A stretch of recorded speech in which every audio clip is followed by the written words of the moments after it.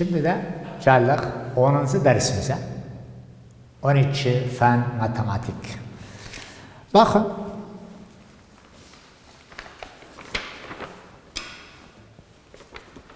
Bazı sorularımız var. Sizler için çözelim. Nasıl olur? Bu elipsin soruları, bu zaride geldik çok önemli, çok kolay. Sorumuz var. Soru 18.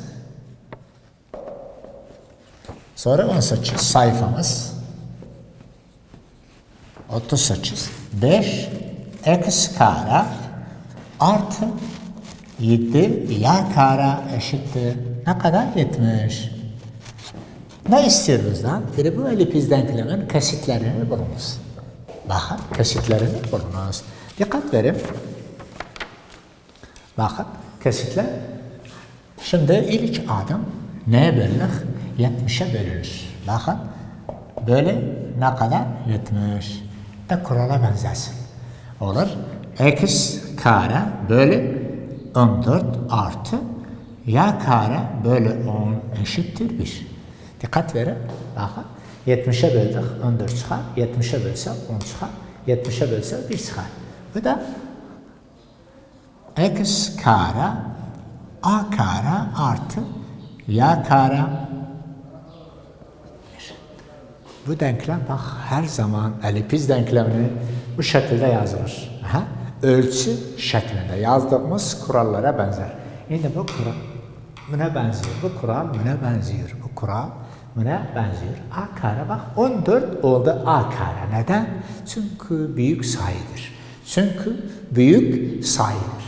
Bu da bu olur. A kare bu olur. B kare. Bakın nasıl istesem z nasıl bulunur? A kare eksi B kare. Dikkat verin. Ha? Z'ni bulduk. İhtiyacımız olur. O da aksi. Başka şeyler için. A kare nasıl? 14 eksi 10. Dikkat ver. Ne olur? Olur 4 eşittir neye? 2. Yani Z'nin değeri Z eşittir 2. Z'nin değeri nasıl oldu? Olur 2. Bu defa ne istersen bulabilsen kesitle bakın.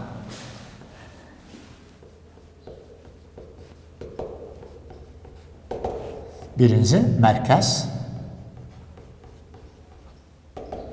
Merkez. HK'mız var. Merkez HK eşittir. HK baktım. Bu kurala benziyor. Bu buna benziyor. Bir de söylediğimiz gibi HK sıfırdı burada. HK eşittir neye? Sıfır. Sıfır. İkincisi ne istiyorsun bulabilirsin. Ne istesen bulabilirsin. Başlar, küçük baş, büyük baş, baş. Baş, bazı sefer söylenir büyük baş. Büyük baş yani baş. Yani dedik neyle toplanır? Bakın. H artı eksi A K eşittir. H'miz 0 artı eksi. Bakın. Nasıl olur? A kare ne kadar? 14. Bakın 14'te A ne olur? Karekök 14. Karekök 14. K'miz 0. O zaman bu şekilde kalır.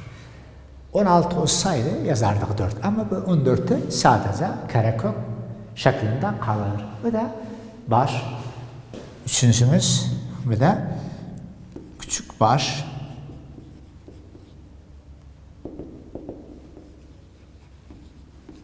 Küçük baş olur.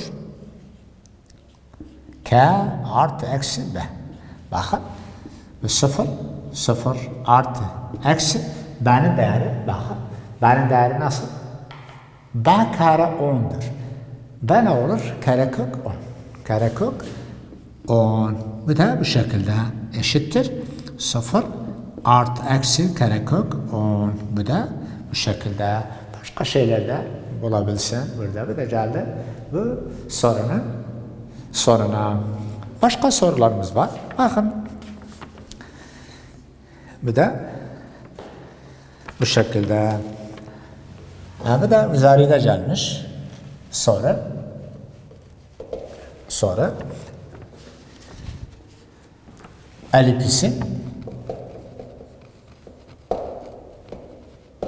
elipsi büyük eksen uzunluğu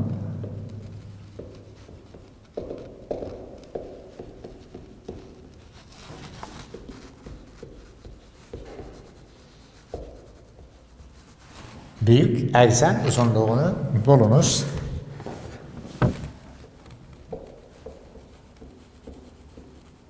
Yani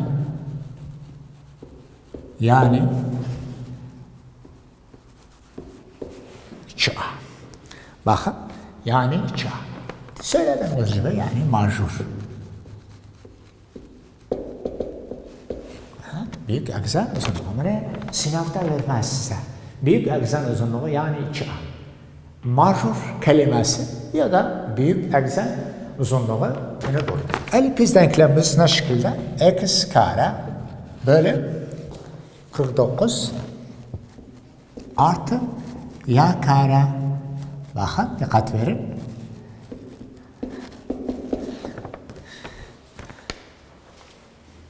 Bakın bu denklem kime benziyor? X kare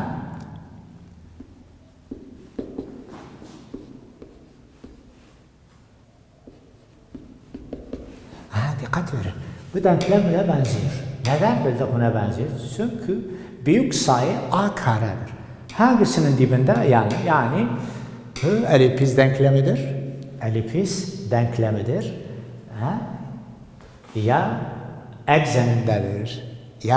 eksenindedir. İşte bu oldu b kare. Bu da oldu a kare. Bizden ne istiyor? Sonra ne istiyor? 2a'nı bul. 2a bakın a kare eşittir 121.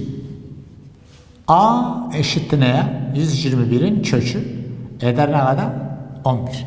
O zaman sorumuzun cevabı bu olur. 2a eşittir 2 çarpı 11 eşittir 23. Bakın sorumuz ne kadar kolaydır. Bu da bunun cevabı bu şekilde olur. Seçmelerde bunu seçersen. Yani. Bu da bu şekilde. Bu da soru, önemli bir soru.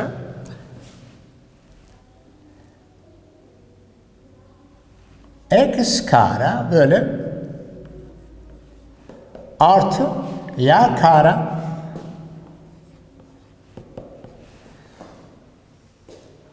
bu elipiz denkleminden ne istiyor bizden? İstiyor küçük eksen uzunluğunu bul. Küçük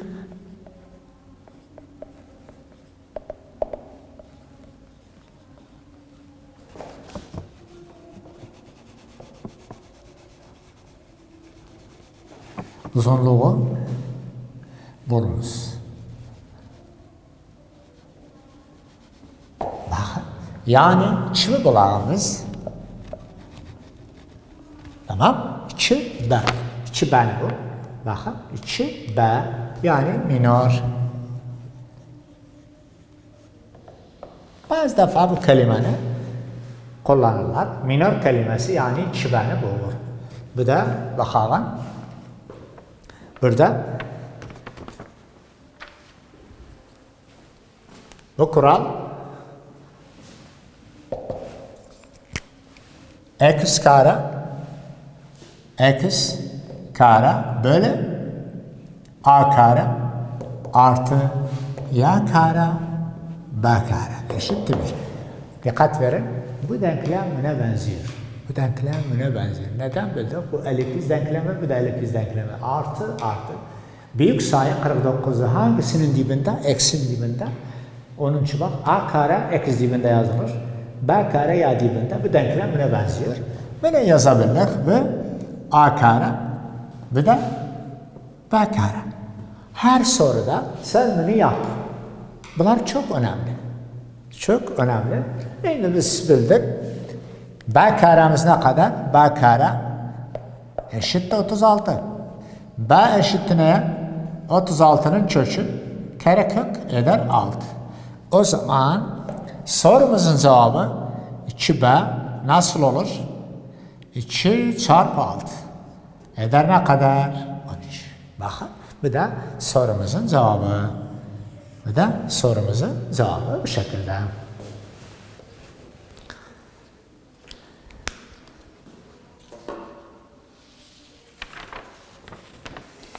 Başka bir sorumuz var.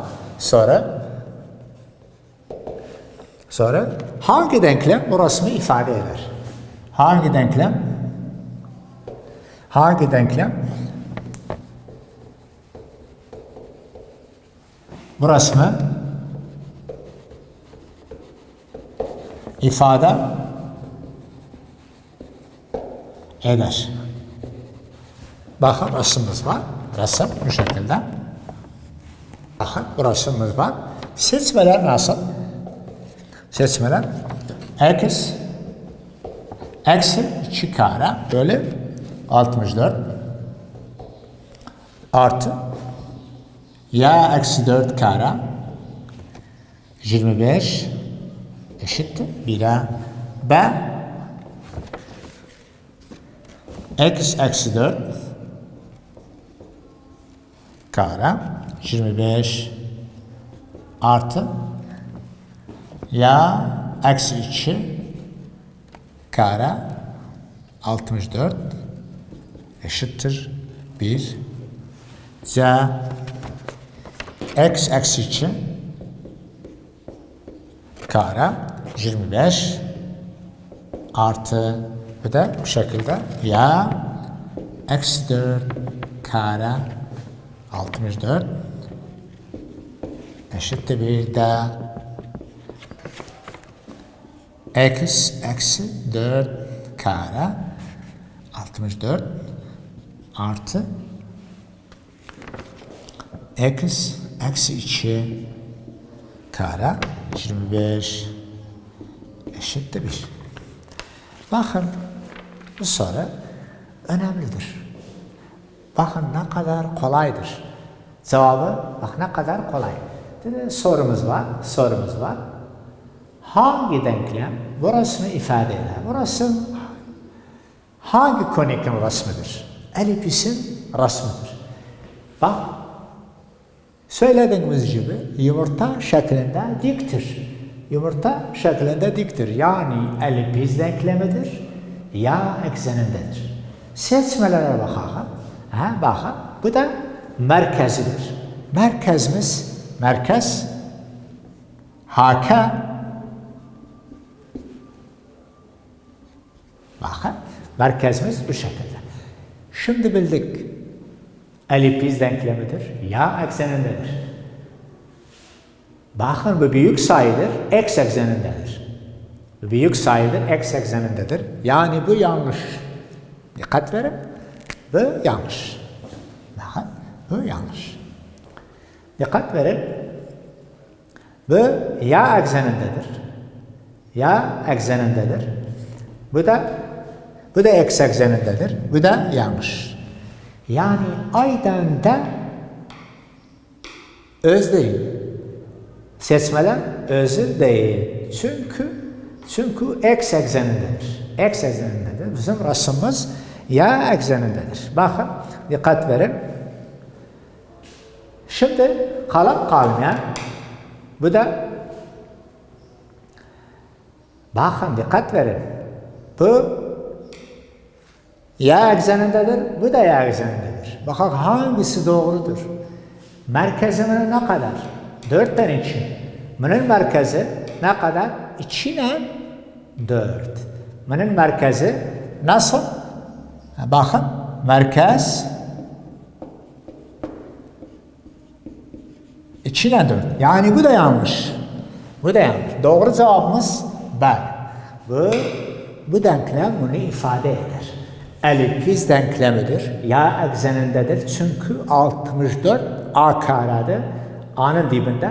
Bu elipis denklemidir. Ya eksenindedir. Merkezi de bunun ne kadar? 4'ten 2. Bakın. Merkezi 4'ten 3. Bu da doğru cevabımız. Doğru cevabımız B. olur. Bir de bu sorunun cevabı bu şekilde. Başka sorularımız da var. Bu da bu sorular tahtayı siliyor. Bakın. Daha bir sorularımız da var. Önemli sorular.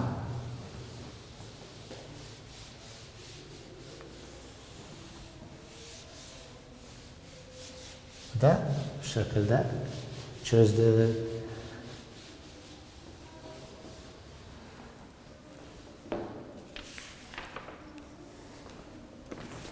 Bak bu da önemli bir soru.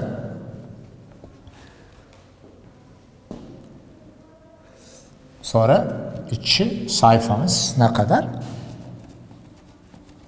238. Ne söylüyor?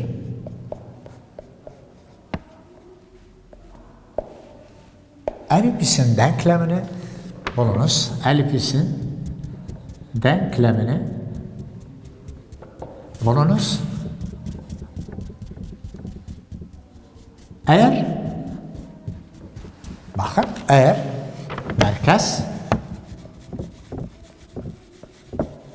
merkez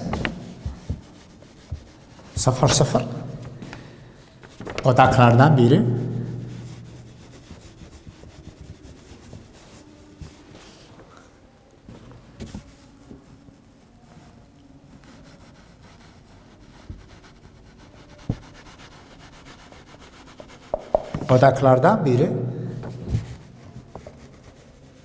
sıfır, doruklardan biri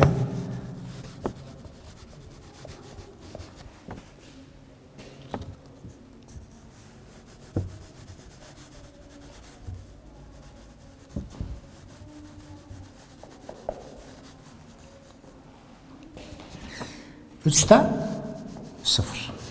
Bakın bu soru ne istiyor? Burada kesit vermiş ama denklem istiyor. Burada kesit vermiş ama denklem istiyor. Bakın burada seçmelerimiz de var. A artı y kare bölü 5 eşittir 1. B x kare bölü 9 artı y kare z. Bakın dikkat verin, soru önemli. Çünkü kesit vermiş, denklem istiyor. X kare bölü 4 artı y kare eşittir 1 d. Bu şekilde x kare bölü 5 x kare bölü 5 artı y kare 9 bölü 1. Bakın dikkat verin. Şimdi bu sorunun nasıl çözülür? Ne istiyor bizden? Denklem istiyor. Ne istiyor? Denklem istiyor. Bu denklemden hangisi bunları ifade eder? Bakın dikkat verin, burada kesit vermiş, denklem istiyor. Dikkat verin, bunlar bir dakika, bunlar sabit. Bunlar sabit. Yani bu k'nın değeri. Bu k. Bu da h. K'nın değerleri sabit. Yani ne? Yani elipiz denklemi x ekseninde. X ekseninde. Biz x kare a kare artı y kare b kare eşittir 1. Yani biz de bu denklemi bulalım. Bu denklemi bulalım. Neden bildik? Elipiz denklemi istiyor.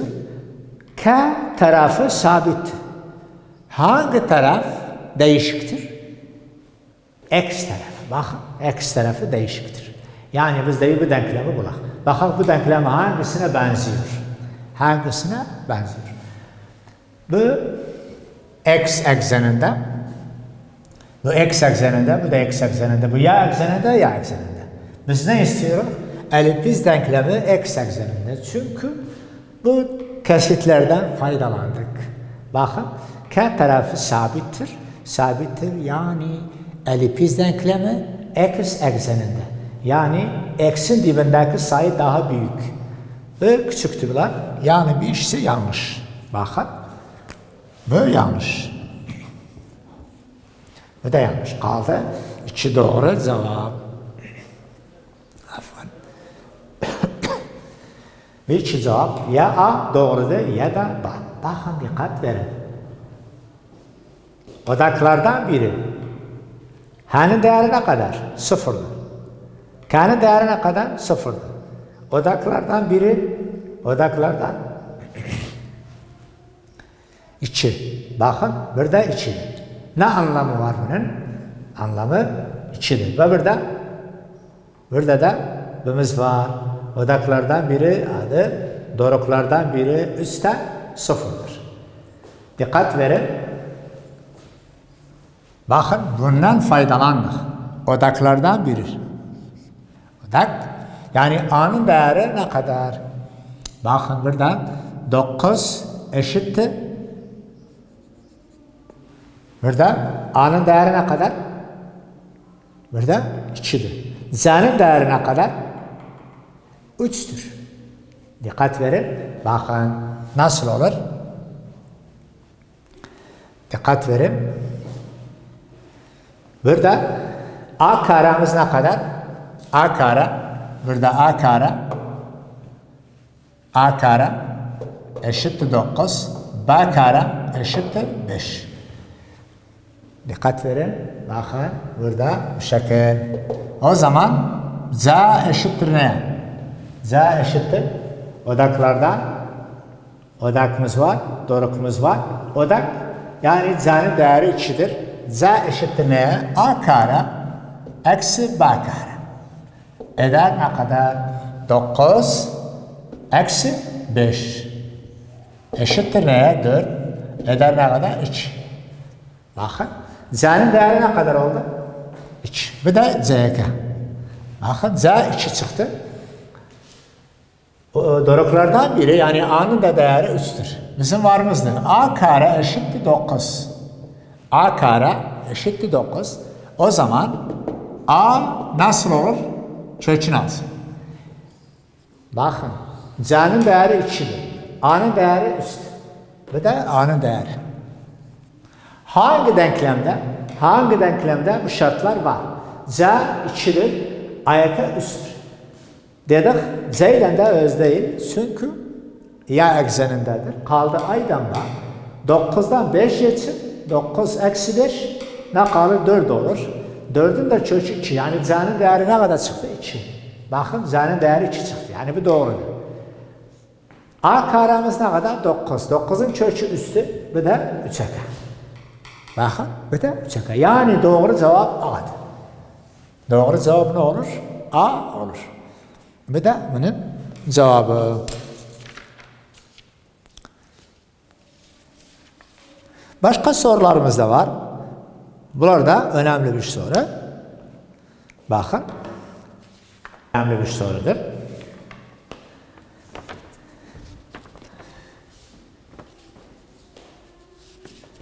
Soru.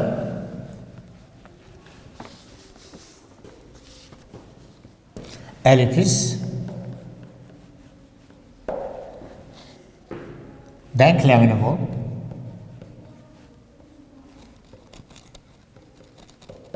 Bulunuz. Eğer bakın neler vermiş. Eğer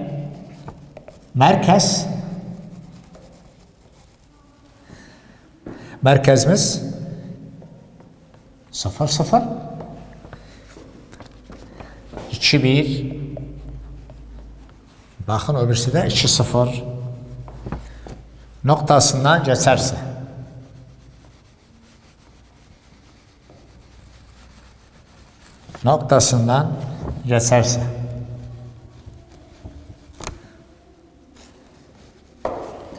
bu da önemli bir soru. Bakın seçimler A 4x kare artı 3y kare eşittir 16. Ve 4y kare 3x kare eşittir 13. C 3x kare artı 5y eşittir 13. D 5x kare 2y kare eksi 2y kare eşittir 20. Bakın dikkat verin. Bu şartlarımız var. Bu seçmelerimiz de var. Bakın nasıl seçilir, nasıl çözülür. Dikkat verin. Merkez 0 0'dır. 0 0. Bunlar merkezleri 0 0'dır. Ama bir dakika merkezleri 0 0'dır. Dikkat verin. Dedik elipiz denklemi. Elipiz denklemi. Yani ne? Elipiz. Bakın aralarında ne var? Artı var. Aralarında artı var. Kare kare. Yani eğer gelse merkezi 0 0 olsa ve aralarında artı var. Aralarında artı var. Bakın B artıdır. B ne? Eksi. B artı eksi. Yani B'den de seçimde değil. Özü değil. Yanlıştır. Neden? Aralarında ne var? Bakın x kare y kare arasında eksi var. X kare y karenin arasında ne var? Çünkü elipisin x kare y arasında artı var. Yani bir cevap yanlıştır. Kaldı A'dan Z. A'dan Z. Nasıl çözülür? Bakın dikkat verin. Bunları kullandık. Bu x'in değeridir. Bu da y. Bu x, bu da y. Bakın 2'den 1 A denklemine kullansak A denkleminde bakın x'in değerini bire kullandık, y'nin değerini bire kullandık, toplarız. 16 çıksa yani doğrudur. Çıkmasa yani doğru cevap ne olur? Z olur. Doğru cevap Z olur. Şimdi de 4 x'in değerine kadar 2 kare art 3 y kare 3 1 kare eşittir. Bakın dikkat verin. B çarpı B eder 4. 4 çarpı 4 4 çarpı ve 2 de eder 4. 4 çarpı 4 16. Tamam. B eder 16. Dikkat verin. Artı 3 y kare 4 x kare e. 2'den birimiz var. 2'den 1 2'den 1 2'den 0 16. Bu da ne kadar? 0 koysak ne olur? 1 koysak olur ne kadar? 1 çıkmadı. Bu da 1 olsa olur 5. Bu da 6. 2'den 1 olsa nasıl olur? 2'den 1 olsa tamam. 4 çarpı 4 16 olur. O da 1 olsa 3. 2'den 0 bu. Bir dakika bunu yapsak 0 bakak ve 0 4 çarpı 4 3 çarpı 0 ne olur? 4 çarpı 2 çarpı 2 4 çarpı 4 16 artı 0 eşittir 16. Yani bu doğrudur. 2 0 kullansak 2 0 kullansak doğru cevap çıkar. Bakın 2'den 0 kullansak bu denklem doğrudur. Başka denklemimiz var. 4x kare artı 3y kare eşittir 6. Tamam. Bu da bu şekilde çözülür.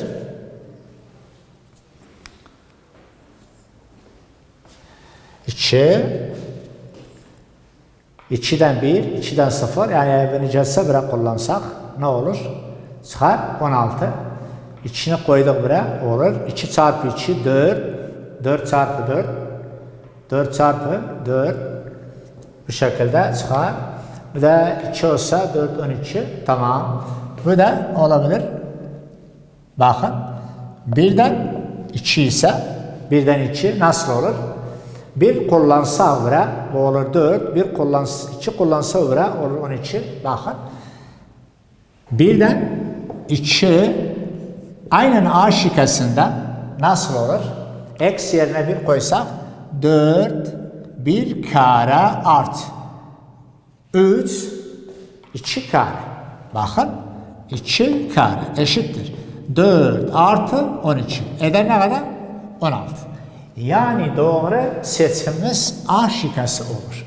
A şikası bir iki noktanı ifade eder. A şikası bir iki noktanı ifade eder. Yani doğru cevabımız A. Bunlar önemlidir. Bu soruya benzeyen bu şekilde çözülür. Her soru öz şeyinden çözülür. Burada canım. Bakın. Bu da bu şekilde çözülür. Bunun A şikası 2'den 0. X yerine 2 kullandık. Dikkat verin. X yerine 2 kullandık. 2 kare eder 4. 4 çarpı 4 eder 16. Artı bu olur 0. Yani 2 0'ı birden kere kullandık 16 çıktı. Bu doğru. Bu kere birden 2 X yerine 1 kullandık. Y yerine 2 kullandık. Bakın burada yazdık. Aynen birden 2'ni X yerine 1 kare eder 1 çarpı 4 4. 2 kare eder 4. 4 çarpı 3 12. 12 çarpı 4 eder 16. Yani bir iki nokta bu denklemi ifade eder. Bu denklemi ifade eder. Yani doğru cevap hangisidir? Aynen. Buna benzeyen soru bu şekilde çözülür. Yok bu sorunu çözmeyi bilirsen başka soruları bilmiyorsan olmaz. Bu soru bu şekilde çözülür. Burada geldim. 10. dersin sonuna hoşça kalın.